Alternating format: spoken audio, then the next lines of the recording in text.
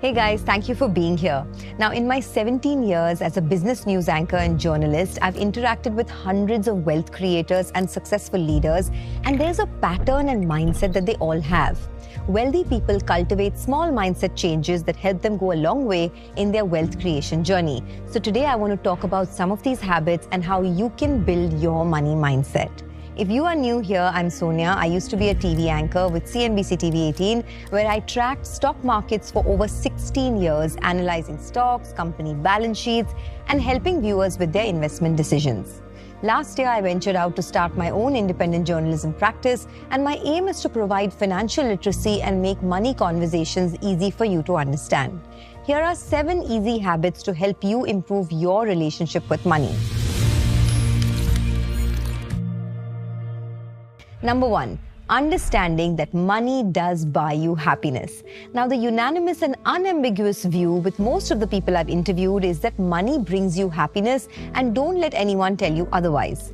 Sunil Singhania, who has managed public money for over 30 years, told me this, that money solves 90% of your money problems, gives you the freedom to make your life choices, whether it is investing in a business, choosing your life partner, walking away from a tough situation, helps you give a better life to your family, and solves most of your money problems. So don't be apologetic about your hunger to earn money. However, obsession with money is a problem because obsession brings you both immense joy and immense sorrow. Hence, don't get obsessed, but understand that money is a means to an end and not the end in itself. Number 2, allowing yourself to fail. This is a huge mindset shift because we are always taught to succeed from our childhood in everything we touch. Hence, we prefer inaction to failure, which then restricts us from trying and unlocking new opportunities in our life. Allowing yourself to fail is a big hack to achieve escape velocity when it comes to money.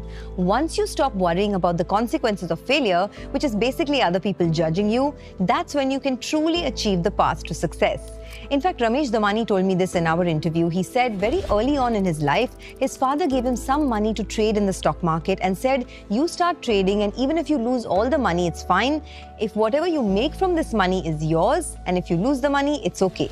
He said that really changed his perspective towards life. If you don't allow yourself to fail, you will never take risks in life. That new job, that career switch. I know it's easier said than done, but once you understand it and unlock the power of allowing yourself to fail multiple times, you open up to magic. So start that new business, take up that new job, move to that new city for a better opportunity.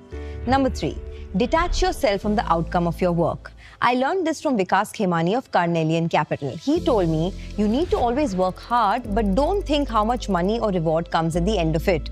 Only when you detach yourself from the output, the quality of the input goes up. This, of course, is a learning from the Gita. There's an excerpt of these teachings in the book by Vinoba Bhave. Number 4, learning the concept of the inner scorecard. Now, this is a Warren Buffett concept called the inner scorecard, which Monish Pabrai spoke about in my podcast. The inner scorecard is a way of assessing yourself based on internal criteria rather than relying on what others think or how society measures success.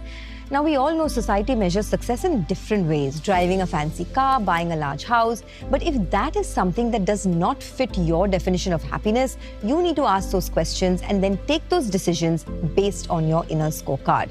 Now, this boils down to eventually simply spending less than you earn because you don't spend on things which society defines as successful. This is such an integral part of your wealth creation journey, and it starts with that mindset shift. Warren Buffett said this, if you are even a slightly above average investor and you spend less than you earn and you don't take leverage, you will definitely become rich in your lifetime. When you have an internal scorecard, no one can define success for you but you. Number 5, always overestimate the upside and underestimate the downside. Now, I learned this from veteran value investor Madhu Kela, who went from zero to building a corpus of 3,000 crores for himself. He told me this in our interview, that when he buys a stock, there are always 2 possibilities. There's a binary outcome. What if the stock falls 30%, but what if the stock rises 300%? That's also a possibility. Thinking audaciously and punching above your weight is a common practice with wealthy people and a habit that you have to cultivate. Always work with the assumption and the belief that the stock you buy will rise 300% and create your thesis around it. Number 6, create more, consume less. The wealthiest people I know spend very less time consuming, but always spend a lot of time creating. It could be creating anything: reading, building, research, learning a new skill, spending your time learning rather than consuming. There is a study, that's a common study online, that shows that 70% of wealthy people spend less than 1 hour watching TV. People who build real wealth focus on creating, not consuming. And last but not the least, first principle thinking. This concept was told to me by Nandan Nilekani, and it really helped me along my wealth creation journey. First principle thinking is when you question everything in your life from ground up. You don't just rely on existing knowledge or analogies. In fact, Elon Musk famously used first principle thinking to reduce the cost of rocket production. Instead of accepting the established cost of rockets as a given, he broke down the problem into its fundamental components like materials, manufacturing processes, etc. By rethinking each element from first principles, he identified ways to significantly lower production costs. Now, these are a few tools that have helped me a lot in the way I think about and structure my life and my wealth creation journey.